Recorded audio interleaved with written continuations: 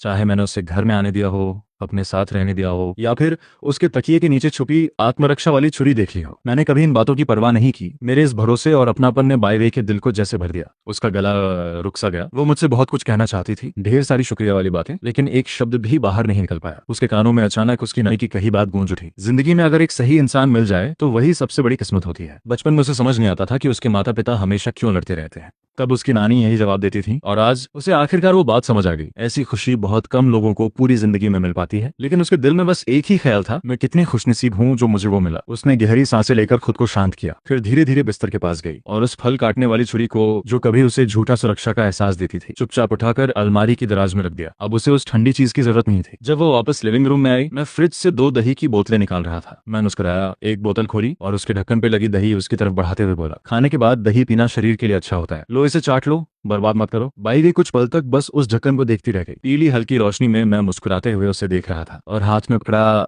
ढक्कन हल्के से हिला रहा था। उसके कान लाल हो गए। वह धीरे से झुकी और जैसे ही उसकी जीभ ने दही को छुआ, हल्की मीठी खट्टी स्वाद उसकी जुबान पर फैल गई। उसे ऐसे देखना जैसे कोई छोटी बिल्ली मासूमियत से दूध चाट रही हो, मुझे कुछ देर के लिए खो जाने पर मजबूर कर गया। मैं हंसते हुए बोला, मुझे लगा तुम्हें प्लेन फ्लेवर पसंद नहीं आएगा, इसलिए तुम्हारे लिए मीठा वाला खोला। कैसा लगा? बहुत अच्छा। मैंने अपनी बोतल खोली और एक ही सांस में पीने लगा। वह अचानक मेरे होठों के पास लगी दही देख बैठी, फिर बिना सोचे टिश्यू उठाया और धीरे से मेरे होंठ साफ कर दिए। लेकिन जैसे ही उसे एहसास हुआ कि उसने क्या किया है, वह तुरंत पीछे हट गई, शर्माते हुए वापस सोफे पर बैठ गई और दोनों हाथ से बोतल पकड़कर धीरे धीरे दही पीने लगी। ऊपर से वह शांत दिख रही थी, लेकिन मुझे साफ पता था उसका पूरा ध्यान मुझ पर ही था। मैं मजे लेते हुए उसे देखता रहा। मेरी नजर उसके हल्के कांपते घुटनों से होती हुई उसकी गर्दन तक पहुंची और वह शर्म से अपने खुले टखनों को आपस में रगड़ने लगी। उसकी घबराहट मुझे साफ दिखाई दे रही थी और वो मुझे बेहद प्यारी लग रही थी। मैं मुस्कुराते हुए उसके पास जाकर बैठ गया। मिस मेड, क्या मैं तुम्हारे कंधे पर सिर रखकर थोड़ी देर सो सकता हूँ? खाना खाने के बाद सीधे लेटने में मजा नहीं आता, बस किसी का सहारा मिल जाए तो अच्छा लगेगा। बाई वे ने शर्माते हुए धीरे से सर हिलाया। जैसे ही मैं उसके कंधे पर झुका, मेरे बाल उसकी गर्दन को छू गए। उसका पूरा शरीर अचानक सख्त हो गया, जैसे उसकी नसों में बहता खून भी रुक गया हो। मेरी सांसें उसकी गर्दन को छू रही थीं और वह बस अपनी सांसों को रोककर मेरी लय के साथ खुद को ढालने की कोशिश कर रही थी। ये 5 मिनट उसके लिए बेहद छोटे भी थे और बेहद लंबे भी। खिड़की से आती हवा उसके बालों को उड़ा रही थी। कुछ लटें मेरे माथे पर आकर गिर गईं। मैंने हल्का सा भौहें सिकोड़ ली। वह शरारत से मुस्कुराई और अपनी उंगलियों से बाल हटाकर मेरे माथे पर हल्के हल्के घुमाने लगी। लेकिन तभी मैं अचानक कर बदल गया और मेरा माथा सीधे उसके गालों से चला। मेरा आधा सिर तो उसके सीने पर टिक गया था। अचानक मुझे एक हल्की सी खास खुशबू महसूस हुई। मैं झटके से जाग गया और जैसे ही अपनी हालत समझ आई, तुरंत सीधा बैठ गया। सॉरी, मैं सच में सो गया था। मैं घबराकर जल्दी से अलग हो गया। वह हल्का सा मुस्कुराई। तुम हमेशा कहते रहते हो कि तुम्हारी नींद पूरी नहीं होती, लेकिन मुझे लगता है तुम्हारी हालत भी कुछ अलग नहीं है। अगर तुम मेरे सहारे इतनी जल्दी सो गए तो थोड़ा और सो लेते। उसकी हथेली धीरे से मेरे गाल पर टिक गई। उस स्पर्श में एक अजीब सी नरमी थी जो दिल को सुकून दे रही थी।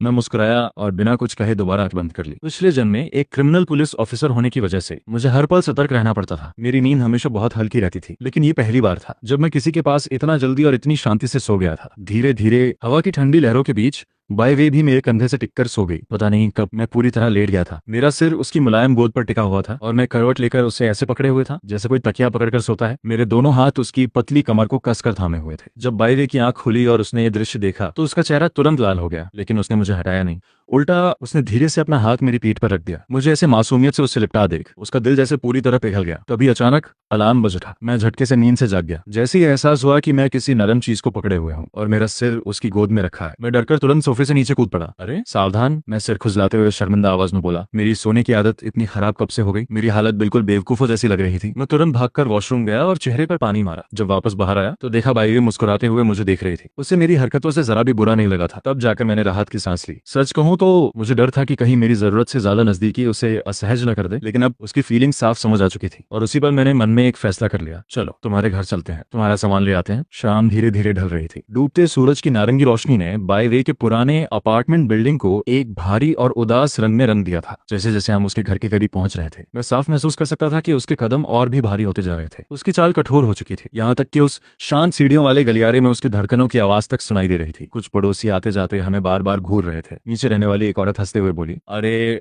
शावे, तुम्हारा बॉयफ्रेंड तो बड़ा हैंडसम निकला। बाई वे का चेहरा तुरंत लाल हो गया, लेकिन उसने विरोध नहीं किया, बस सिर और नीचे झुका लिया। मैंने उन फालतू बातों पर ध्यान ही नहीं दिया। उसका हाथ पकड़कर सीधे चौथी मंजिल तक ले गया। उसे खुद भी एहसास नहीं हुआ कि पूरे रास्ते उसने मुझे रास्ता नहीं दिखाया। फिर भी मैं बिना गलती किए सीधे उसके घर के सामने आकर रुक गया। 402 नंबर के दरवाजे के सामने पहुंचकर बाई वे ने कांपते हाथों से चाबी निकाली, लेकिन डर की वजह से उसका हाथ इतना कांप रहा था कि चाबी बार बार की होल से टकराकर हट जा रही थी। मैं समझ सकता था उसके लिए उस दरवाजे का खुलना कितना भारी था। उसका दिमाग पूरी तरह खाली हो चुका था। उसे खुद नहीं पता था दरवाजे के पीछे उसका इंतजार क्या कर रहा है। उसे यूं जमे खड़े देखकर मैंने सीधे आगे बढ़कर खुद दरवाजा खोल दिया। दरवाजा खुलते ही घर में सन्नाटा था। बाय वे ने राहत की लंबी सांस ली। कम से कम अभी उसे अपनी माँ का सामना नहीं करना पड़ेगा। इस सोच ने उसके तनाव को थोड़ा कम कर दिया। लेकिन तभी एक कमरे का दरवाजा खुला और लगभग 7 साल का एक छोटा लड़का बाहर आया। वो उसका सौतेला छोटा भाई था। ली मिंगड्यू, दीदी आप इतने दिनों से कहाँ थी? एक दोस्त के घर। मम्मी पापा कहाँ है? चाहे उसके माता पिता उसके साथ कितना भी बुरा व्यवहार करते हैं, वह फिर भी अपने छोटे भाई को दिल से प्यार करती थी। लेकिन हर बार उसे देखकर उसे वो सारे पल याद आ जाते जब उसके माता पिता अपने बेटे को प्यार देते हुए उसे नजरअंदाज करते थे। इस वजह से उसका दिल हमेशा उलझा रहता था। लड़के ने मासूमियत से जवाब दिया, मम्मी पापा अस्पताल में हैं, मम्मी शायद थोड़ी देर में वापस आकर खाना बनाएंगी। फिर उसने उत्सुकता से मेरी तरफ देखा। ये हैंडसम भैया क्या दीदी के बॉयफ्रेंड है? ये सुनते ही बायरे का चेहरा और लाल हो गया। उसने चुपके से मेरी तरफ देखा। जब उसने देखा कि मैंने कुछ नहीं कहा तो उसने भी सफाई नहीं दी। लेकिन जैसे ही उसे पता चला कि उसकी माँ जल्द वापस आने वाली है, वह घबरा गई और जल्दी जल्दी अपना सामान समेटने लगी। ली फोंगजी पहले से ही बेहद अस्थिर मानसिक हालत में जी रही थी। अपने पति बाई चेंगफोंग की बेफाई ने उसके भीतर सालों से गुस्सा, दर्द और असुरक्षा भर दी थी। वो बाहर से भले सामान्य दिखती हो, लेकिन अंदर ही अंदर धीरे धीरे टूट चुकी थी। उस रात जब उसने बायरे का फोन उठाया तो शुरुआत में उसका इरादा सिर्फ यूं ही देखने का था, लेकिन अगले ही पल उसकी उंगलियां गैलरी में जाकर रुक गईं। स्क्रीन पर मेरी कई तस्वीरें थी। कुछ तस्वीरें दूर से चुपके से ली गई थी, कुछ क्लासरूम की थीं और कुछ में मैं बस सामान्य तरीके से मुस्कुरा रहा था। लेकिन उन तस्वीरों में छिपी बायरे की भावनाएं किसी से छिप नहीं सकती थी। उन्हें देखते ही ली फेंजी की आंखों का रंग बदल गया, जैसे उसके भीतर दबा हुआ कोई घाव अचानक फिर से फट गया हो। उसकी सांसें भारी होने लगी, उंगलियां कांपने लगी और फिर वो पूरी तरह फट पड़ी। शर्म नहीं आती तुम्हें? उसकी चीख पूरे घर में गूंज उठी। तुम भी बिल्कुल अपने बाप जैसी निकली। बायरे वहीं जड़ होकर खड़ी रह गई। उसका चेहरा एकदम सफेद पड़ चुका था। वह समझाने की कोशिश करना चाहती थी, लेकिन ली फोंगजी उसे बोलने का मौका ही नहीं दे रही थी। सालों से जमा दर्द, विश्वासघात और नफरत सब उस पर बाईवे पर टूट पड़े। वह लगातार चीखती रही। उसकी आवाज में सिर्फ गुस्सा नहीं था, बल्कि एक टूटी हुई औरत की पागलपन भरी चीख थी। मर्दों पर भरोसा करोगी, अंत में वो तुम्हें भी फेंक देगा। सब एक जैसे होते हैं। बाईवे की आंखें लाल हो चुकी थीं, आंसू लगातार बह रहे थे, लेकिन उसने पलटकर एक शब्द भी नहीं कहा। उसकी चुप्पी ने ली फोंगजी को और भड़का दिया। अचानक उसने डाइनिंग टेबल पर रखा फ्रूट नाइफ उठा लिया। उसकी आंखों में उस समय डरावनी सनक भरी हुई थी। मैं तुम्हारा चेहरा बर्बाद कर दूंगी। वह लगभग चीखते हुए बाईवे की तरफ बढ़ी। बाईवे डर के मारे पीछे हट गई। उसका पूरा शरीर कांप रहा था। तभी ली गांग दौड़कर बीच में आ गया। फोंगजी, होश में आओ। उसने जल्दी से उसका हाथ पकड़कर नाइफ छीनने की कोशिश की, लेकिन ली फोंगजी उस समय अपना संतुलन खो चुकी थी। दोनों के बीच जोरदार धक्का मुक्की होने दी। अगले ही पल छुरी का रुख अचानक बदल गया और फिर छपाक, तेज धार सीधा ली गांग के पेट में घुस गई। पूरा कमरा एक पल में शांत हो गया। ली गांग लड़खड़ाकर पीछे गिर पड़ा। उसके कपड़ों से तेजी से खून बहने लगा। फर्श पर लाल रंग फैलता चला गया। हवा में खून की गंध भर गई। ली फोंगजी की आंखों की सनक उसी पल टूट गई। उसने कांपते हाथों से अपने खून से सने हाथों को देखा, फिर जमीन पर पड़े ली गांग को। उसका चेहरा डर से सफेद पड़ गया। नहीं, उसकी आवाज कांप रही थी। वह वहीं खून के पास घुटनों के बल गिर पड़ी और रोने लगी। असल में ली गांग ने बाई वे को बचाने के लिए खुद को बीच में नहीं डाला था। वह सिर्फ अपनी पत्नी को हत्या करने से रोकना चाहता था। वह ली फोंगजी से सालों से एक तरफा प्यार करता था, इतना गहरा कि उसकी पागलपन भरी हालत में भी उसे बचाने की कोशिश कर रहा था। लेकिन उस प्यार में बाई वे के लिए कभी जगह नहीं थी। बाई वे वहीं खड़ी सब कुछ देख रही थी। उसका दिमाग पूरी तरह सुन्न चुका था। उसकी आंखों के सामने सिर्फ खून था, चीखें थीं और टूटता हुआ परिवार था। तभी ली फोंगजी ने अचानक सिर उठाया। उसकी आंखें लाल थीं। उसने बाई वे को ऐसे घूरा मानो सारी बर्बादी की वजह वही हो। फिर वह हिस्टेरिकली चीखी, तू अपशकुनी है, दूर हो जा मेरी नजरों से, जितना दूर जा सकती है चली जा। उस रात बिना पैसे, बिना किसी सहारे बाई वे को घर से निकाल दिया गया। बाहर मूसलाधार बारिश हो रही थी। वह अकेली सड़क पर खड़ी थी। बारिश का पानी उसके कपड़ों से टपक रहा था, लेकिन उससे कहीं ज्यादा ठंड उसके दिल के अंदर उतर चुकी थी। मैंने उन दर्दनाक यादों को सिर झटक कर दिमाग से बाहर निकालने की कोशिश की। कमरे में कुछ पल तक भारी सन्नाटा छाया रहा। बाई वे ने जल्दी से अपने छोटे भाई ली मिंग्यू को वापस कमरे में जाकर होमवर्क करने को कहा। लड़का मासूमियत से सिर हिलाकर अंदर चला गया। उसके जाते ही बाई वे ने धीरे से मेरा हाथ पकड़ा और मुझे अपने कमरे में ले गई। कमरे में हल्की सी किताबों और पुराने परफ्यूम की मिलीजुली खुशबू थी। यह कमरा बहुत साधारण था, लेकिन हर चीज बेहद साफ सुथरी और करीने से रखी हुई थी। बाई वे ने जल्दी से बिस्तर के नीचे रखा एक गुलाबी सूटकेस बाहर निकाला, फिर घबराहट में कपड़े समेटने लगी। उसकी हर हरकत में जल्दबाजी साफ दिखाई दे रही थी, मानो वह डर रही हो कि अगले ही पल उसकी माँ वापस आ जाएगी। मैं चुपचाप कमरे में नजर दौड़ाता रहा। तभी मेरी नजर दराज में रखी एक छोटी सी डायरी पर जाकर ठहर गई। डायरी पर छोटा सा लॉक लगा हुआ था। उसे देखते ही मेरे मन में पिछले जन्म की यादें तैर गईं। उसकी मौत के बाद मैंने यही डायरी पढ़ी थी। उसके हर पन्ने में बाई वे की दबाई हुई भावनाएं भरी थी। उसमें उसने अपने जीवन की छोटी छोटी खुशियां लिख रखी थी, सिर्फ इसलिए ताकि खुद को जीने की वजह दे सके। जब भी वो टूटती, वह डायरी खोलकर खुद को समझाती कि दुनिया पूरी तरह अंधेरी नहीं है। इस जन्म में मैंने उस डायरी को छुआ तक नहीं। मैं उसकी निजी दुनिया का सम्मान करना चाहता था। बाई वे कपड़े समेटने में लगी रही, जबकि मैं चुपचाप उसकी पसंदीदा किताबें और नोटबुक्स चुनकर अलग रखने लगा। कौन सी किताब उसके लिए जरूरी है, कौन सी नोटबुक वो हमेशा अपने साथ रखती है, मुझे सब याद था। कुछ देर बाद जब बाई वे ने सूटकेस बंद किया और और पीछे मुड़ी तो उसकी नजर उन चीजों पर पड़ी जिन्हें मैंने अलग रखा था। वह एक पल के लिए वहीं रुक गई, क्योंकि जो चीजें मैंने चुनी थी वो बिल्कुल वही थी जिन्हें वो अपने साथ ले जाना चाहती थी। बाकी सब सामान पीछे छूट सकता था, लेकिन ये चीजें नहीं। उसकी आंखों में हल्की नमी उभर आई। उसे अचानक एहसास हुआ जिस तरह वह चुपचाप मुझे देखती और समझती रही थी, उसी तरह मैं भी हमेशा उसे ध्यान से देखता आया था। उसने धीरे से होंठ काटे, फिर नजरें झुका ली। कमरे का माहौल अचानक बेहद नरम हो गया। सामान पैक करने के बाद बाई वे ने मेज से एक कागज उठाया। कुछ पल सोचने के बाद उसने उस पर छोटे छोटे शब्दों में एक नोट लिखा। उसकी उंगलियां लिखते समय हल्के से कांप रही थी। शायद उसके दिल में अभी भी अपनी माँ के लिए उम्मीद का एक छोटा हिस्सा बाकी था। नोट लिखने के बाद उसने उसे फोल्ड किया और बाहर डाइनिंग टेबल पर रख दिया। फिर उसने सूटकेस का हैंडल पकड़ा और मेरी तरफ देखा। उसकी आंखों में डर भी था, लेकिन साथ ही एक फैसला भी। हम दोनों दरवाजे की तरफ बढ़े ही थे कि अचानक मेन डोर का लॉक घूमने की आवाज आई। अगले ही पल दरवाजा धीरे धीरे खुला और सामने ली फौजी खड़ी थी। पूरा माहौल एक पल में जम गया। बाईवे का चेहरा सफेद पड़ गया। उसकी उंगलियां सूटकेस के हैंडल पर कस गईं, जबकि ली फौजी भी दरवाजे पर खड़ी हमें देखती रह गई। कुछ सेकंड तक घर में मौत जैसा सन्नाटा छाया रहा। तभी कमरे के अंदर से छोटे ली मिंग्यू की आवाज आई, मम्मी मुझे भूख लगी है। उस मासूम आवाज ने कमरे में जमी हुई डरावनी खामोशी को तोड़ दिया। ली फौजी ने गहरी सांस ली। उसने अपने चेहरे पर जबरदस्ती नरमी लाई, फिर बेटे की तरफ मुड़कर धीमी आवाज में बोली, मम्मी अभी खाना बनाती है, तुम पहले कमरे जाओ। उसकी आवाज में माँ वाला स्नेह साफ था। ली मिंग्यू मासूमियत से सिर हिलाकर वापस कमरे में चला गया, लेकिन जैसे ही बेडरूम का दरवाजा बंद हुआ, ली फोंगजी के चेहरे की सारी नरमी गायब हो गई। उसकी आंखें फिर ठंडी और भारी हो गई। वह धीरे धीरे हमारी तरफ मुड़ी। उसकी नजर पहले सूटकेस पे गई, फिर बाय वे पर टिक गई। ये सब क्या है? उसकी आवाज दबे हुए गुस्से से कांप रही थी। अब इतनी बड़ी हो गई हो कि घर छोड़कर भाग जाओगी? एक लड़का मिला नहीं कि उसके साथ रहने निकल पड़ी। बाय वे ने होठ भींच लिए। उसका चेहरा पीला पड़ चुका था, लेकिन उसने कुछ नहीं कहा। उसके कानों में अभी भी उस रात की वही आवाज गूंज रही थी, दूर हो जा मेरी नजरों से। ली फोंगजी अचानक आगे बढ़ी। तुम्हें पता है मैंने तुम्हें जन्म देने के लिए कितना सा था? 10 महीने पेट में रखा तुम्हें, और आज तुम बिना पूछे ऐसे चली जाओगी? उसकी आवाज धीरे धीरे ऊंची होती जा रही थी। तुम्हारी नजरों में अब मैं मारी नहीं रही? बाय वे की आंखों से आंसू बह निकले, लेकिन वह जवाब नहीं दे पाई। वह इसलिए नहीं रो रही थी क्योंकि उसे डांटा जा रहा था, बल्कि इसलिए क्योंकि उसके दिल में बची हुई माँ की आखिरी नरम याद भी टूट रही थी। वह झगड़ा नहीं करना चाहती थी, वह अपनी माँ से नफरत नहीं करना चाहती थी, इसलिए बस चुपचाप आंसू बहाती रही। उसे उस हालत में देखकर मेरे भीतर का गुस्सा धीरे धीरे उबलने लगा। मैं आगे बढ़ा और शांत लेकिन ठंडी आवाज में बोला, आंटी बाई वे ने ये रास्ता खुद नहीं चुना, उसे इस हालत तक पहुंचाने वाले आप लोग हैं। ली फोंगजी ने तुरंत मेरी तरफ घूर कर देखा। मुझे तुम्हारे जैसे अमीर घर के लड़कों की असलियत अच्छी तरह पता है। उसकी आवाज तिरस्कार से भरी थी। जब तक मन भरा नहीं होता तब तक प्यार जताते रहते हो, फिर एक दिन खिलौने की तरह छोड़ देते हो। उसने बाई वे की तरफ देखकर कहा, तुम्हारे पिता भी ऐसे ही थे क्या? मेरा हाल देखकर भी तुम्हें समझ नहीं आया?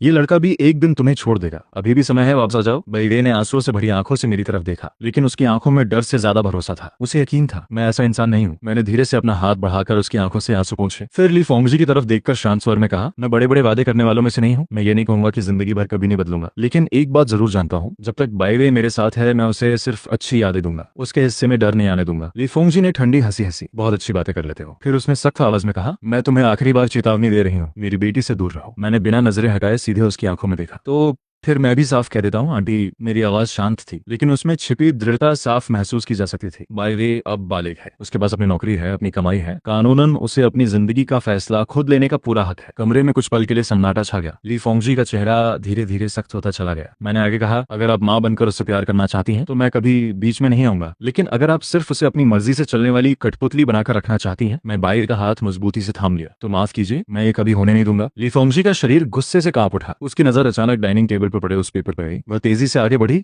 और उसे उठा लिया। कागज पर बाय वे की साफ लिखावट थी। उसमें उसने अपनी नौकरी, सैलरी और आगे खुद रहने का फैसला लिखा था। मासिक वेतन 6000। ये लाइन पढ़ते ही ली फोंगजी की आंखें हल्के से फैल गईं। शायद पहली बार उसे एहसास हुआ कि उसकी हमेशा चुप रहने वाली बेटी सच में घर छोड़ने की हिम्मत कर चुकी है। उस पतले और कमजोर दिखने वाले शरीर के अंदर इतनी जिद और हिम्मत छिपी हुई थी। कुछ सेकंड तक वह बस चुपचाप उस पेपर को देखती रही। फिर अचानक उसने सिर उठाया और लगभग चीख पड़ी, अच्छा अब पैसे कमाने लगी हो तो माँ की जरूरत नहीं रही। मुझे कानून मत सिखाओ। उसने मेरी तरफ उंगली उठाई। अगर तुम इसे यहाँ से ले गए तो मैं पुलिस लेकर तुम्हारे घर पहुंच जाऊंगी। मैंने उसकी बात शांत चेहरे से सुनी, फिर धीरे से कहा, आप पुलिस बुलाना चाहती हैं? बुलाइए, लेकिन क्या आपने सोचा है इसका असर ली मिंग्यू पर क्या पड़ेगा? ये सुनते ही ली फोंगजी अचानक चुप हो गई। मैंने उसकी आंखों में देखकर आगे कहा, वो अभी छोटा है। क्या आप चाहती हैं कि कल स्कूल में लोग उसके परिवार के बारे में बातें करें, उसके दोस्त उसे अलग नजरों से देखें? मेरे शब्द सीधे उसकी सबसे कमजोर जगह पर लगे, क्योंकि चाहे वो बाय वे के साथ कितनी भी कठोर क्यों ना हो, अपने बेटे के लिए उसके मन में बेहद प्रोटेक्टिव भावना थी। उसका चेहरा धीरे धीरे ढहने लगा। उसकी आंखों का गुस्सा कमजोर पड़ गया। कुछ पल बाद उसने कांपती आवाज में कहा, ठीक है ठीक है। उसने गुस्से और दर्द में कांपते हुए दरवाजे की तरफ इशारा किया। जाना है ना तो जाओ, दोनों चले जाओ। उसकी आंखें लाल हो चुकी थीं। लेकिन याद रखना, उसने बाई वे की तरफ देखकर कहा, जब ये अमीर लड़का तुमसे खेलकर ऊब जाएगा तब रोती हुई वापस मत आना। बाई वे का शरीर हल्का सा कांपा, लेकिन इस बार उसने पीछे हटने के बजाय मेरा हाथ और कसकर पकड़ लिया। मैंने झुककर फर्श पर गिरे टूटे कप के एक बड़े टुकड़े को उठाया और धीरे से कहा, आंटी आप गलत समझ रही हैं। मैं बाई वे को किसी सोने के पिंजरे में बंद नहीं करना चाहता। मैंने उसकी तरफ देखकर साफ आवाज में कहा, मैं उसे पंख देना चाहता हूँ ताकि वो खुद अपनी दुनिया तक उड़ सके। मेरी बात सुनते ही बाई वे की आंखें भर आईं। उसकी पलकों पर अभी भी आंसू चमक रहे थे, लेकिन इस बार उनमें डर से ज्यादा उम्मीद थी। अचानक उसने हिम्मत करके मेरा हाथ पकड़ लिया, फिर बिना पीछे देखे सूटकेस खींचते हुए दरवाजे की तरफ बढ़ गई। पीछे से ली फोंगजी की टूटी हुई आवाज गूंजी, सब चले जाओ, सब मुझे छोड़कर चले जाओ। उसकी आवाज में गुस्से से ज्यादा थकान थी। सीढ़ियों से नीचे उतरते समय बाई वे बार बार होठ काट रही थी, मानो खुद को रोने से रोक रही हो। लेकिन जैसे जैसे हम नीचे उतरते गए, उसकी पकड़ मेरे हाथ पर और मजबूत होती चली गई। हम अभी दूसरी मंजिल तक ही पहुंचे थे कि ऊपर से अचानक एक टूटी हुई कांपती आवाज सुनाई दी, चिंग चिंग। वह आवाज इतनी अचानक और दर्द से भरी थी कि सीढ़ियों के पास बैठी चिड़िया तक फड़फड़ा कर उड़ गई। बाई वे का पूरा शरीर उसी पल जम गया। उसके हाथ से सूटकेस लगभग छूट गया। मैंने साफ महसूस किया, उसकी उंगलियां अचानक बर्फ जैसी ठंडी हो गई थी। ऊपर से तेज कदमों की आवाज आने लगी। ली फोंगजी लगभग भागती हुई सीढ़ियां उतर रही थी। जल्दबाजी में उसका पैर लड़खड़ा गया और उसका माथा दीवार से टकरा गया। हल्का सा खून भी निकल आया, लेकिन उसे उसकी परवाह तक नहीं थी। वह लड़खड़ाते हुए सिर बाई वे के सामने आकर रुक गई। उसकी आंखों से आंसू लगातार बह रहे थे। चिंग चिंग मत जाओ। उसकी आवाज बुरी तरह कांप रही थी। मम्मी से गलती हो गई, मम्मी अब तुम्हें नहीं डांटेगी, प्लीज मत जाओ। जैसे ही बाई वे ने चिंग चिंग नाम सुना, उसकी आंखों में दबे हुए आंसू पूरी तरह टूट गए। वो खुद को रोक नहीं पाई और सीधे अपनी मां के गले लगकर फूट फूट कर रोने लगी। मैं कुछ कदम दूर खड़ा ये सब देख रहा था, लेकिन उसी पर मुझे महसूस हुआ अभी मेरे सामने खड़ी ली फोंगजी कुछ देर पहले वाली फोंगजी से बिल्कुल अलग थी। उसकी आंखें, उसकी आवाज, यहाँ तक कि बाई वे को पकड़ने का तरीका भी बदल चुका था। उसमें अब वो पागलपन भरा गुस्सा नहीं था, बस एक टूटी हुई माँ का डर था जो अपनी बेटी को खोना नहीं चाहती थी। बाद में मुझे पता चला, लंबे समय तक मानसिक आघात झेलने की वजह से ली फेंगजी की पर्सनालिटी बुरी तरह टूट चुकी थी। उसके भीतर अलग अलग पर्सनालिटीज बन रही थी और उनमें से एक पर्सनालिटी ऐसी थी जो सच में बाई वे से बेहद प्यार करती थी। लेकिन वो पर्सनालिटी सिर्फ तब सामने आती थी जब बाई वे पूरी तरह टूट जाती या उसे खोने का डर बहुत गहरा हो जाता। मम्मी मुझे माफ कर दो, बाई वे रोते हुए बोली, लेकिन मैं अब यहाँ नहीं रह सकती। उसकी आवाज कांप रही थी। अगर मैं यहीं रही तो शायद सच में टूट जाऊंगी। ली फोंगजी की आंखों से आंसू लगातार गिरते रहे, लेकिन इस बार उसने बाई वे को रोकने की कोशिश नहीं की। शायद उसके अंदर की वो माँ समझ चुकी थी कि उसकी बेटी अब सच में बहुत दर्द सह चुकी है। बाई वे ने धीरे से कहा, मैं साइकोलॉजी इसलिए पढ़ना चाहती हूँ क्योंकि मैं आपको ठीक करना चाहती हूँ। मैं चाहती हूँ एक दिन मेरी असली माँ हमेशा के लिए वापस आ जाए। ये सुनते ही ली फेंगजी पूरी तरह रो पड़ी। उसने कांपते हाथों से बाई वे का चेहरा पकड़ा, फिर मेरी तरफ देखा। उसकी आंखों में पहली बार विनती थी, दुश्मनी नहीं। अगर तुम सच में उससे प्यार करते हो तो उसका ध्यान रखना, ये बच्ची कभी अपनी तकलीफ किसी को बताती नहीं, इसलिए तुम्हें खुद समझना होगा कि वो कब टूट रही है। मैं कुछ सेकंड चुप रहा, फिर धीरे से सिर हिलाया। मैं उसे कभी अकेला महसूस नहीं होने दूंगा। मैं इसको ली फोंगजी ने धीरे से हमारा हाथ एक साथ पकड़ लिया। उसके हाथ बर्फ जैसे ठंडे थे, लेकिन उस स्पर्श में पहली बार माँ जैसी गर्माहट थी। फिर उसने बाई वे के सूटकेस पर लगे छोटे सनी डॉल कीचेन को हल्के से छुआ और आंसुओं के बीच मुस्कुराने की कोशिश की। जाओ, इस बार खुशी से जीना। बाई वे सीढ़ियां उतरते समय बार बार पीछे मुड़कर अपनी माँ को देख रही थी। उसकी आंखों से आंसू अब भी रुक नहीं रहे थे, लेकिन उन आंसुओं में पहले जैसा डर नहीं था। उनमें एक अजीब सी राहत घुल चुकी थी, मानो सालों से उसके सीने पर रखा भारी पत्थर आखिरकार थोड़ा हल्का हुआ हो। बाहर रात पूरी तरह उतर चुकी थी। सड़क किनारे लगे पीले स्ट्रीट लाइट्स की रोशनी बारिश के बाद गीली सड़क पर फैल रही थी। हल्की ठंडी हवा चल रही थी, लेकिन बाई वे का मूड पहले से बिल्कुल अलग था। जैसे हम अपार्टमेंट बिल्डिंग से बाहर निकले, वह अचानक मेरे बिल्कुल करीब आ गई। एक हाथ से सूटकेस पकड़े हुए, दूसरे हाथ से उसने मेरा बाजू कसकर पकड़ लिया। उसकी चाल हल्की हो चुकी थी, मानो वह सच में किसी पिंजरे से निकलकर पहली बार खुली हवा में सांस ले रही हो। मैंने उसकी तरफ देखा। उसके चेहरे पर आंसुओं के निशान अब भी थे, लेकिन होठों पर हल्की मुस्कान लौट आई थी। उसे इस तरह देखकर मेरे चेहरे पर भी अनजाने में मुस्कान आ गई। कुछ देर बाद हम सड़क किनारे खड़ी एक टैक्सी में बैठ गए। ड्राइवर ने रियर मिरर से हमें देखा, फिर हंसते हुए बोला, लगता है आज कोई बहुत बड़ी खुशखबरी मिली है। बाई वे तुरंत शर्म से लाल हो गई। उसने जल्दी से चेहरा दूसरी तरफ घुमा लिया। मैं हल्का सा मुस्कुराया, लेकिन जवाब नहीं दिया, क्योंकि उसी समय मेरे भीतर एक अजीब बेचैनी उठ रही थी। टैक्सी चलने के बाद भी मुझे लगातार ऐसा महसूस हो रहा था जैसे कोई हमें देख रहा हो। वो एहसास बहुत हल्का था, लेकिन बेहद खतरनाक, जैसे अंधेरे में कोई शिकारी चुपचाप अपने शिकार पर नजर रखे बैठा हो। तुम क्या देख रहे हो? बाई ने पूछा। कुछ नहीं, मैंने मुस्कुराते हुए सिर हिला दिया। क्या सच में ये मेरा वहम था? मैंने आखिरी बार खिड़की के बाहर नजर डाली और मन की शंका को दबा लिया। अगले सीन में MC क्लासरूम में कुछ सोच रहा होता है, तभी जब रात का प्री स्टडी बेल बजा, कक्षा में किताबों की स्याही की गंध और भारी सी पन्ने पलटने की आवाज भर गई थी। बाई वे मेरी दाईं तरफ बैठी थी और बड़े ध्यान से अपनी गलतियों की कॉपी ठीक कर रही थी। दोपहर में उस दबाव भरे घर से निकलने के बाद वो सचमुच ऐसे लग रही थी जैसे लंबे समय बाद सूरज की रोशनी में आई कोई पौधा हो। उसके बालों की एक एक लट तक हल्की लग रही थी, लेकिन मैं बिल्कुल भी हल्का महसूस नहीं कर पा रहा था। टैक्सी से उतरने के बाद से ही वही सांप जैसी ठंडी निगाह मेरी गर्दन से चिपकी हुई महसूस हो रही थी। मेरी पुलिस इंस्टिंक्ट मुझे साफ बता रही थी कोई हमारा पीछा करते हुए स्कूल तक आ चुका था। मैंने कैजुअल दिखने की कोशिश की और हाथ में पकड़ी कार्बन पेन को कस लिया, लेकिन नजरें क्लासरूम के सामने वाले कांच की परछाई पर टिक गईं। गलियारे की लाइट अब तक बुझी नहीं थी। इसका मतलब था कि कोई अभी भी मॉनिटरिंग ब्लाइंड स्पॉट में खड़ा हमारी दिशा को चुपचाप देख रहा था। नानचिंग इस फिजिक्स क्वेश्चन में मैग्नीट्यूड एनालिसिस करते समय मुझे लगता है एक फ्रिक्शन फैक्टर छूट गया है, जरा देखोगे? वो मेरे पास झुकते हुए बोली। उसके पास हल्की सी सिट्रस की खुशबू थी। मैंने उसका रफ पेपर लिया और उसी पल सामने वाले कांच में काले रेनकोट पहने एक परछाई की झलक पकड़ ली। वो परछाई तुरंत दीवार के पीछे सिमट गई। तुमने यहाँ इंक्लाइन की स्टैटिक फ्रिक्शन को नजरअंदाज किया है, लेकिन ये क्वेश्चन अभी तक इतना कठिन भी नहीं है, मैंने धीमे से कहा। फिर उसकी ओर झुककर बोला, अगले 5 मिनट में चाहे कुछ भी हो जाए तुम अपनी सीट से बिल्कुल मत उठना। कुछ हुआ है क्या? उसकी आवाज में घबराहट थी। तुम कहाँ जा रहे हो? डर मत, मैं बस एक ऐसे आदमी को पकड़ने जा रहा हूँ जो बहुत देर से हमारा पीछा कर रहा है। याद रखना, क्लासरूम में लोग ज्यादा हैं, तुम्हारे लिए अभी सबसे सुरक्षित जगह यही है। मैंने उसे जवाब देने का मौका दिए बिना अचानक कुर्सी खींची और पीछे के दरवाजे से बाहर निकल गया। गलियारे में कदम रखते ही मेरे चेहरे की नरमी पूरी तरह गायब हो गई। उसकी जगह वही ठंडापन आ गया जो पिछली जिंदगी में एक सीरियल किलर को देखकर भी नहीं कांपता था। मैंने जानबूझकर अपने कदम भारी किए और गलियारे के सबसे सुनसान हिस्से यानी साइंस बिल्डिंग की तरफ बढ़ने लगा। वहां रोशनी कम थी और सीसीटीवी भी काफी समय से खराब था। अगर वो पीछा करने वाला कुछ करने की सोच रहा था तो वही जगह उसके लिए सबसे अच्छा शिकार मैदान थी। जैसे ही मैं साइंस बिल्डिंग को जोड़ने वाले ठंडे और अंधेरे कॉरिडोर में पहुंचा, पीछे से बेहद हल्की लेकिन जानबूझकर दबाई हुई कदमों की आवाज आई। रबर के जूतों का पानी वाली जमीन पर रगड़ना उस खाली कॉरिडोर में साफ गूंज रहा था। मैंने उपहास किया, शिकार फंस गया। मैंने केमिस्ट्री लैब का दरवाजा धक्का देकर खोला और दरवाजे के पीछे की ब्लाइंड स्पॉट में छिप गया। 10 सेकंड बाद एक रफ हाथ ने धीरे धीरे दरवाजा खोला और एक कमजोर सी टॉर्च बीम भीतर झांकी। अभी मैं दरवाजे के पीछे से एकदम बाहर निकला और बाएं हाथ से उसकी कलाई पकड़ ली। उंगलियों की ताकत से मैंने उसे जोर से बाहर की तरफ मोड़ दिया। दर्द से भरी एक दबाई हुई कराह निकली और टॉर्च जमीन पर गिर पड़ी। मैंने बिना रुके दाएं हाथ से उसकी गर्दन के पीछे पकड़ बनाई और उसके शरीर के आगे झुकने की गति का फायदा उठाकर घुटने से उसके पेट पर जोरदार वार किया। वह पूरी तरह लड़खड़ाकर जमीन पर गिर पड़ा। मैंने उसके सीने पर पैर रख दिया और उसे फर्श पर दबोच लिया। फिर नीचे झुककर टॉर्च उठाई और उसकी रोशनी सीधे उसके चेहरे पर डाली। उस दर्द से तड़पते चेहरे को देखकर मेरी आंखें एकदम सिकुड़ गईं। जमीन पर पड़ा इंसान बायवे का स्टेपफादर ली गांग था। वही आदमी जो पिछले शुक्रवार की तूफानी रात में अपनी पागल हो चुकी पत्नी को बचाने की कोशिश करते हुए खुद चाकू का घाव झेल चुका था। उसका पेट अभी तक पूरी तरह ठीक नहीं हुआ था। वह दर्द से पसीने में भीगा हुआ था, फिर भी उसकी लाल लाल आंखें मुझे ही घूर रही थी और उसकी रेनकोट की जेब से एक तेज छुरा फिसलकर नीचे गिर पड़ा। आंटी अभी अस्पताल में जख्म भर रही हैं। तुम हॉस्पिटल बेड पर आराम करने की बजाय अधजले घाव के साथ स्कूल में मेरा पीछा करने क्यों आए? तुम आखिर चाहते क्या हो? तुम उसका इतना बचाव क्यों कर रहे हो?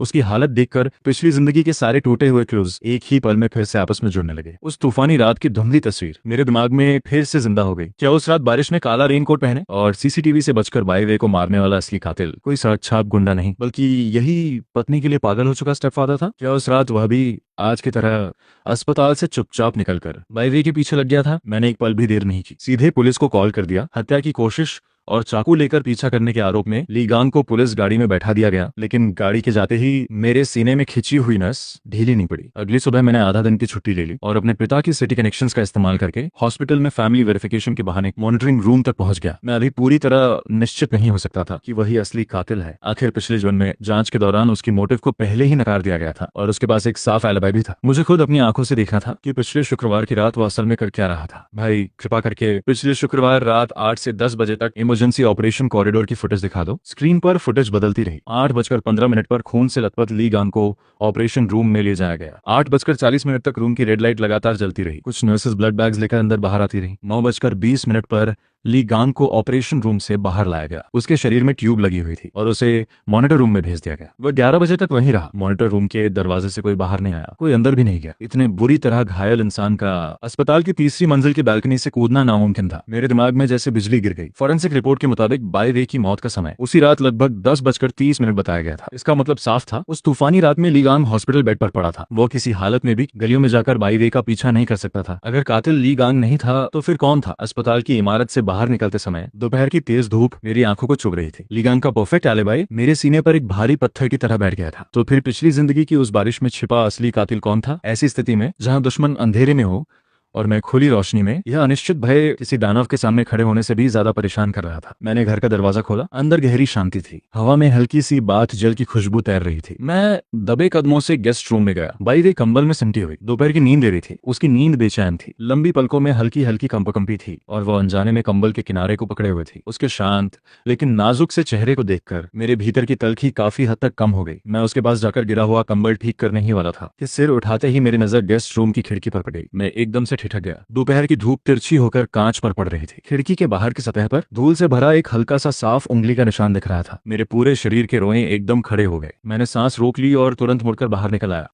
घर के बाहर लगे ग्रीनरी वाले हिस्से तक गया और वाकई गेस्ट रूम की खिड़की के नीचे ग्रास के किनारे कुछ पौधे तिरछे कुचले हुए थे। मिट्टी पर बिखरे हुए कदमों के निशान साफ दिख रहे थे। उन निशानों की दिशा बिल्कुल उसी खिड़की की तरफ थी जहाँ बाय वे अभी अभी सो रही थी। मेरा दिल अचानक तेजी से धड़कने लगा। वह इंसान अभी यहीं खड़ा था। उसने कांच पर हाथ रखा था। पतले से कांच के उस पार से वह भीतर सोती हुई लड़की को घूर रहा था। जो खतरे का एहसास मेरे भीतर भर उठा। उसने जैसे मुझे लहर की तरह घेर लिया। वह यहाँ तक पीछा करते हुए आ गया था। हालांकि सोसाइटी में सिक्योरिटी गार्ड था, लेकिन जानबूझकर छिपे हुए किसी घातक दुश्मन को रोकना आसान नहीं था। मैं अब यूं ही हाथ पर हाथ धरकर नहीं बैठ सकता था। उस दोपहर मैंने सीधे डिजिटल मार्केट जाकर 3 बड़े बॉक्सेस टॉप ग्रेड इक्विपमेंट के खरीद लिए। Night vision, infrared, HD cameras, window vibration sensing alarms और कई दूसरे सिक्योरिटी डिवाइसेस। मैंने खुद ही घर के चारों तरफ और हॉल के अंदर वायरिंग खींचना शुरू कर दिया। बाय वे दोपहर की नींद से जागी और बाहर निकलकर हैरानी से बोली, तुम क्या कर रहे हो? इतने सारे कैमरा क्यों लगा रहे हो? मैंने बिना किसी हिचक के जवाब दिया, मुझे थोड़ा पैरानोया है। नीचे वाला फ्लोर आसान तो है, लेकिन सिक्योरिटी जितनी ज्यादा हो, चोरों से बचाव उतना ही अच्छा रहता है। जरा सीढ़ी पकड़ा दो। तुम्हें डर नहीं लगता कि घर में मैं सुरक्षित हूँ?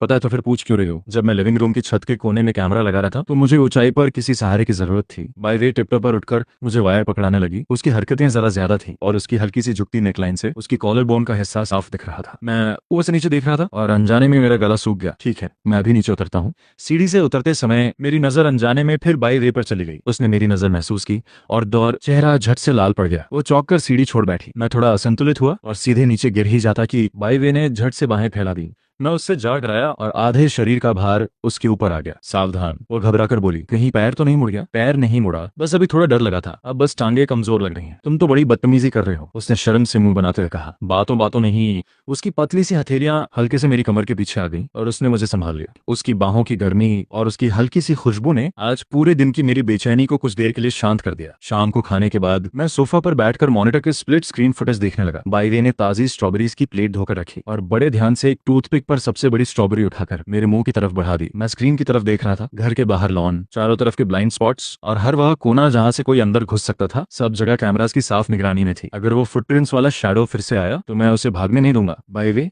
घर में मेरे अलावा जो भी डोर खोले किसी के लिए मत खोलना, किसी के लिए भी नहीं, समझ गई? दोपहर की धूप से गर्म हुई सड़क पर हम स्कूल की तरफ चल रहे थे।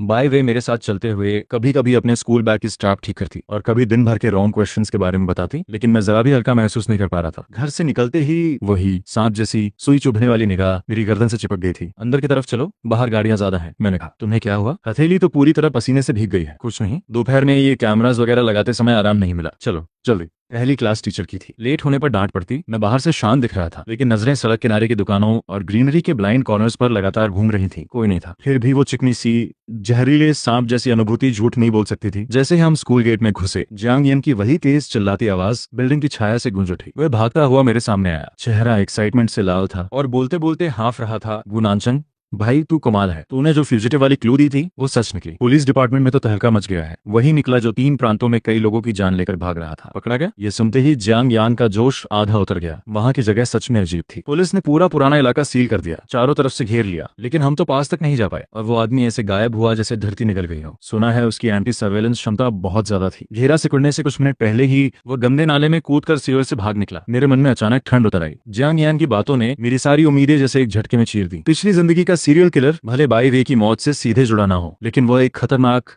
चालाक, बेरहम पागल था। अगर वो पुलिस की घेरेबंदी से निकल सकता है तो साफ था वह इस शहर की अंधेरी परछाइयों में कहीं छिपा हुआ है। मुझे उस दोपहर की बात याद आई। खिड़की पर धूल भरा हल्का सा निशान और ग्रास पर पड़े हुए बेतरतीब फुटप्रिंट्स। अगर पिछली बारिश वाली रात का असली कातिल अभी तक सामने नहीं आया था तो क्या दोपहर को मेरी खिड़की पर झांकने वाला यही भागता हुआ हत्यारा हो सकता था? क्या वो पुलिस से बचते बचाते मेरे उस घर को चुन बैठा था जो दूर से किसी पैसे वाले का घर लगता था, या फिर वह किसी इन्फॉर्मर को ढूंढते हुए इलाके की टोल ले रहा था? जियांग यान, ध्यान से सुन, मैंने कहा, अगले कुछ दिनों में स्कूल और हॉस्पिटल के अलावा कहीं मत जाना। क्यों भाई? मैंने तो बोनस भी लिया है, सोचा तुझे ट्रीट दूं। तू ऐसा चेहरा क्यों बना रहा है? वो फ्यूजिटिव सिर्फ हत्यारा नहीं है, वो बिना किसी सीमा वाला पागल है। तूने क्लू दी है, पैसे भी लिए हैं। अगर उसे पता चल गया कि उसे किसने पकड़ा तो सबसे पहले वही तुझ पे और आंटी पर हमला करेगा। नहीं नहीं, इतना भी क्या, उसके हाथ में जितनी जाने हैं तूने उतना खून भी नहीं देखा होगा। अब बहस मत कर। मैंने उसकी बात काट दी। स्कूल खत्म होते ही सीधे हॉस्पिटल जा, आंटी के साथ रहे, दरवाजा बंद कर लेना, कोई भी बुलाए बाहर मत निकलना, समझ गया? समझ गया समझ गया भाई, मुझे मत डराओ। उसके जाने के बाद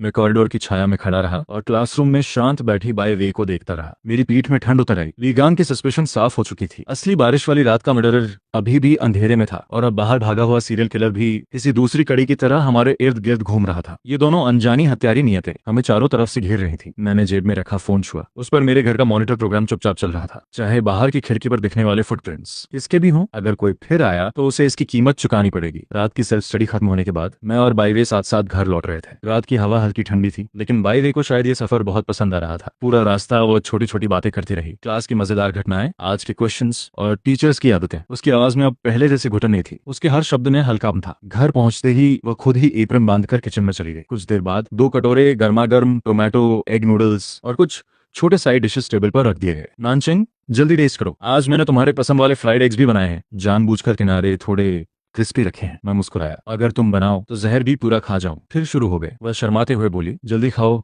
नहीं तो नूडल्स सॉफ्ट हो जाएंगे। डाइनिंग रूम की वार्म येलो लाइट उसके हल्के लाल पड़े चेहरे पर पड़ रही थी। उस पल वह किसी मुलायम रोशनी में लिपटी हुई लग रही थी। मैं चुपचाप नूडल्स खाता रहा और इस चुए हुए छोटे से सुकून का आनंद लेता रहा। खाना खत्म होने के बाद बाईवे नहाने बाथरूम में चली गई। अंदर से गिरते पानी की आवाज लगातार आ रही थी। मैं सोफा पर टिककर बैठ गया और फोन में आज लगाए गए मॉनिटरिंग सिस्टम की फुटेज खोल दी। नाइट विजन कैमरास की वजह से घर के बाहर का हर कोना साफ दिखाई दे रहा था। मैं कैजुअली पुराने रिकॉर्डिंग स्क्रॉल कर रहा था कि अचानक मेरी उंगलियां रुक गईं। शाम लगभग 6 बजे की फुटेज में, जब हम दोनों अभी घर नहीं लौटे थे, एक अजनबी आदमी मेरे घर के बाहर घूम रहा था। उसने कैप पहन रखी थी, शरीर थोड़ा मोटा था और उसकी आंखों के कोने नीचे की तरफ झुके हुए थे। वह लगभग 10 मिनट तक ग्रीनरी के पास मंडराता रहा।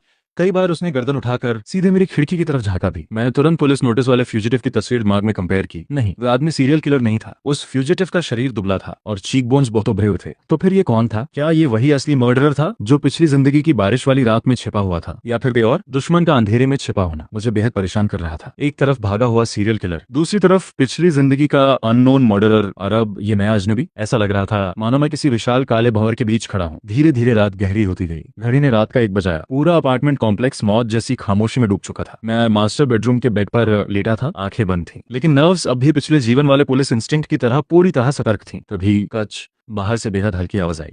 उसके तुरंत बाद धीरे धीरे दबाकर रखे गए कदमों की आहट सुनाई दी। कोई लिविंग रूम की बड़ी विंडो के पास आ रहा था। मेरी आंखें तुरंत खुल गईं। मैं बिना आवाज किए बेड से उतरा, दीवार से सटकर धीरे धीरे लिविंग रूम की शैडो तक पहुंचा। चांदनी की हल्की रोशनी में मैंने कर्टन के बीच की पतली दरार से बाहर देखा। एक दुबली सी काली परछाई मेरे घर की आउटर वॉल से चिपकी हुई थी। वह आदमी विंडो के पास हाथ फेर रहा था। ऐसा लग रहा था जैसे वह विंडो खोलने की कोशिश कर रहा हो। मेरे पूरे शरीर की मसल्स कस चुकी थी। अगर उसने एक भी गलत हरकत की तो मैं उसी पर बाहर निकलकर उसे गिरा देता, लेकिन मैंने खुद को रोका। मैं देखना चाहता था कि वह आखिर करना क्या चाहता है और क्या उसके साथ कोई दूसरा साथी भी है। करीब 2-3 मिनट तक वह शैडो बाहर खड़ी रही। फिर शायद उसे एहसास हो गया कि विंडो अंदर से लॉक है, या फिर उसे किसी खतरे की भनक मिल गई। वह अचानक मुड़ा और तेज कदमों से ग्रीनरी के अंधेरे में गायब हो गया। मैं इंस्टिंक्टिवली दरवाजा खोलकर उसके पीछे भागना चाहता था, लेकिन जैसे ही मेरा हाथ डोर नॉब तक पहुंचा, मैं रुक गया। मैं पीछे मुड़कर गेस्ट रूम का बंद दरवाजा देखा।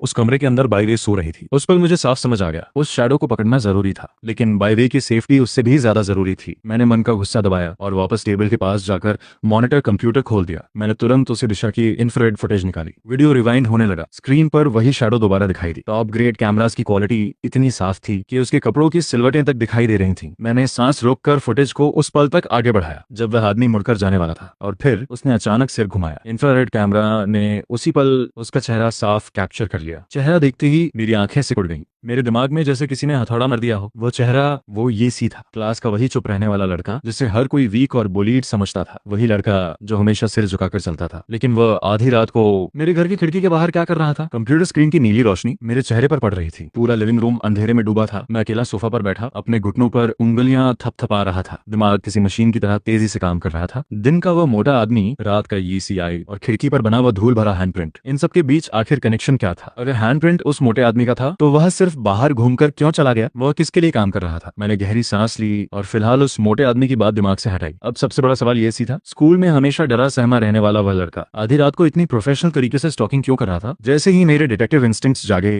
पिछली जिंदगी के कई इग्नोर्ड डिटेल्स अचानक दिमाग में लौट आए। मुझे वो तूफानी बारिश वाली रात याद आई। उस रात ये सी भी क्राइम सीन के आसपास मौजूद था। कुछ गुंडों ने उसे डेड एंड एली में घेर कर पीटा था, और बाय वे उसी कन्वीनियंस स्टोर से निकलकर उसी गली की तरफ गई थी। पिछली जिंदगी में मैंने हमेशा यही सोचा था कि ये सीआई बस एक अनलकी विक्टिम था जो गलत समय पर गलत जगह फंस गया, लेकिन अब वही विक्टिम आधी रात को मेरे घर की खिड़की के बाहर छिपा खड़ा था। क्या पिछली जिंदगी में बारिश के बीच बाई वे के हाथ से फ्रूट नाइफ छीनकर उसे मारने वाला असली किलर ईसी था? ये ख्याल आते ही मेरे दिमाग की क्रिमिनल इन्वेस्टिगेशन लॉजिक तुरंत सक्रिय हो गई। मैंने आंखें बंद कर ली और पूरी ताकत से पिछली जिंदगी की यादों को रिवाइंड करने लगा। बाई वे की मौत के बाद पूरा स्कूल हिल गया था। हर दिन पुलिस आती थी, हर स्टूडेंट से पूछताछ होती थी, पूरा कैंपस डर के माहौल में डूब गया था। लेकिन ये सी वह तब भी हमेशा की तरह क्लास के कोने में चुपचाप बैठा रहता था। न डर, न घबराहट, न कोई असामान्य रिएक्शन। उसकी शांति एक मरी हुई झील जैसी थी। और तभी मुझे एहसास हुआ कुछ गड़बड़ है। मैं क्रिमिनल साइकोलॉजी बहुत अच्छी तरह समझता था। अगर कोई सच में किलर हो तो इतनी बड़ी इन्वेस्टिगेशन के दौरान उसके इमोशंस में कहीं ना कहीं दरार जरूर दिखती है। लेकिन ये सी वो तो पूरी तरह शांत था, इतना शांत कि वो शांति खुद डरावनी लगने लगी। उस तरह की परफेक्ट एक्टिंग के लिए बेहद खतरनाक मानसिक नियंत्रण चाहिए। क्या कोई ऐसा लड़का जो रोज बुलिंग से कांप जाता हो वाकई इतनी टेरिफाइंग साइकोलॉजिकल स्ट्रेंथ रख सकता है? अगर रखता था तो इसका मतलब था स्कूल में उसकी पूरी पर्सनैलिटी नकली थी। वह एक जहरीले सांप की तरह भेड़ की खाल पहनकर सालों से सबके बीच छिपा हुआ था। दीवार पर लगी घड़ी की टिक टिक धीरे धीरे कमरे में गूंज रही थी। मेरे भीतर अचानक डर की एक लहर उठी। अगर पिछली जिंदगी का असली मर्डर सच में ये सी था तो आज रात उसका मेरे घर तक आना क्या इस बात का संकेत था कि इस जन्म में भी उसने मुझे और बाईवे को अपना टारगेट बना लिया है? मैंने धीरे से आंखें खोली। चाहे तुम इंसान हो या किसी राक्षस जैसे दिमाग वाले पागल, मैंने मन ही मन कहा, मैं तुम्हारा असली चेहरा जरूर बाहर निकालूंगा। मैं सोफा से उठा और धीरे धीरे गेस्ट रूम के दरवाजे तक गया। मैंने चेक किया, दरवाजा अंदर से ठीक से लॉक था। अंदर से बाईवे की स्टेडी सांसों की हल्की आवाज आ रही थी। उसकी मौजूदगी ने मेरे भीतर की बेचैनी को थोड़ा शांत किया। लेकिन उसी पल मैंने मुठ्ठियां कस ली। ये टिकिंग बॉम्ब अब भी हमारी क्लास में मौजूद था। मैं उसे ऐसे खुला नहीं छोड़ सकता। मैंने फैसला कर लिया, कल स्कूल जाकर मुझे ईसी से सीधे सामना होगा। उसकी मासूमियत की नकली परत को फाड़कर बारिश वाली रात और आज रात की सच्चाई बाहर निकालनी होगी। अगली सुबह हल्की सुनहरी धूप बालकनी की जाली से छनकर लकड़ी के फ्लोर पे पड़ रही थी। मैंने बेडरूम का दरवाजा खोला। किचन से बेकन फ्राई होने की छन्न छन्न आवाज आ रही थी। साथ में टोस्टेड ब्रेड की खुशबू भी हवा में हिल रही थी। बई वे सफेद हुडी पहने किचन काउंटर के सामने खड़ी थी। सुबह की धूप उसके पतले और मुलायम चेहरे को एक गर्म चमक दे रही थी। उस पल वो इतनी शांत